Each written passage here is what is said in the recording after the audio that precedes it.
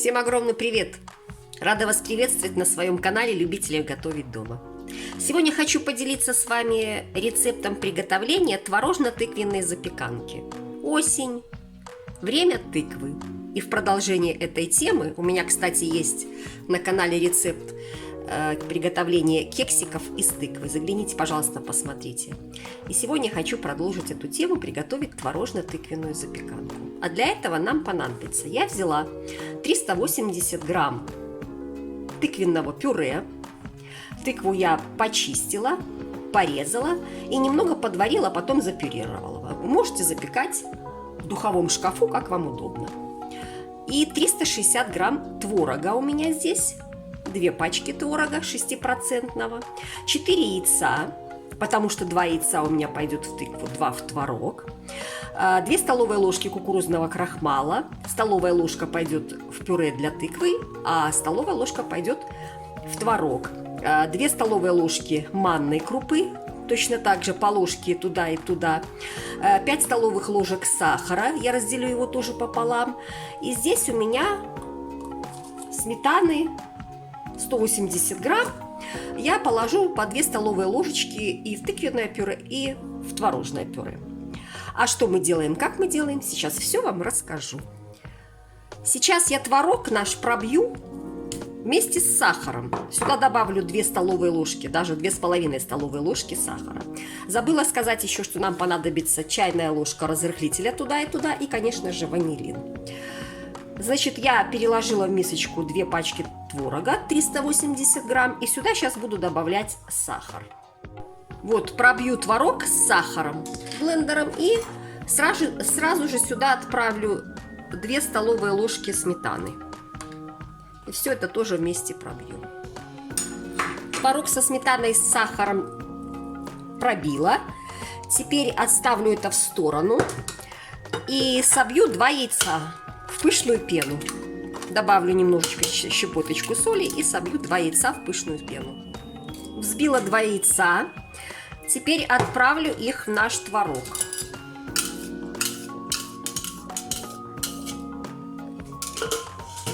И все хорошо перемешаю. Все хорошо перемешала. Теперь добавлю сюда столовую ложечку манки. Остальную массу оставлю для тыквенного пюре. Отправлю сюда столовую ложку крахмала, разрыхлитель, чайную ложку, ванилин, конечно же. И опять все тщательно перемешаю. Творожная часть нашей запеканки готова. Я пока отставлю ее в сторону и займусь тыквенной. Тыквенное пюре перекладываю в удобную мисочку.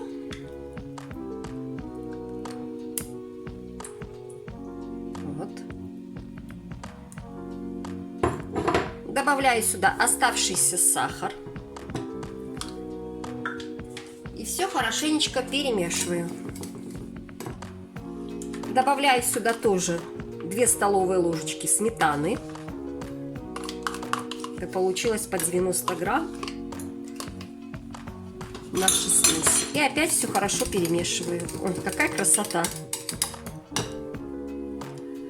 Сюда же отправлю манку столовую ложку и крахмал кукурузный тоже столовую ложку. Ванилин. Добавлю разрыхлитель, чайную ложечку, и все опять хорошо перемешиваю. Теперь оставшиеся 2 яйца точно так же буду взбивать в пышную пену со щепоткой соли. Яйца взбила, теперь отправлю в нашу тыквочку и все хорошо перемешаю. Я все хорошо перемешала, в тыквенное пюре вбила в яйца. И смотрите, если немножечко масса такая получается жидковатая, можно добавить в тыкву, и, конечно же, в творожную массу нет, еще 1 столовую ложку манки. И хорошо перемешать. Потому что тыква, видите, у нас в любом случае получается немного по консистенции жиже, чем творожная масса. Теперь я это все отставлю. Включу духовой шкаф на 180 градусов. Пока будет нагреваться духовка, наша масса пускай стоит, и немножко манка там разбухает. Минут 15-20 пускай так все постоит. Я буду выпекать свою запеканку вот в такой керамической форме. Можно выпекать силиконовой. Сейчас смажу борта сливочным маслом. Ну все готово. Теперь можно форму заполнять тестом и выпекать запеканку. Как заполнять, вы уже решайте сами. Я буду заполнять ее таким образом. Сейчас вам покажу. Буду вот так полосочками сначала творожную массу. Заполнять вообще можно как угодно. Можно ложку творожной массы, можно тыквенной. Я вот попробую так, посмотрим потом, что в итоге получится. Вот так творожную. И вот сюда тыкву. Потом буду менять местами их, конечно же. Ну вот так получается. Получается, как получается. Как выложите, так и... Я думаю, в любом случае оно будет красиво.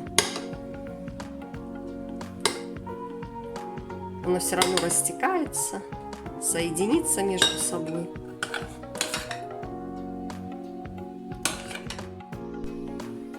Ну вот форму я заполнила.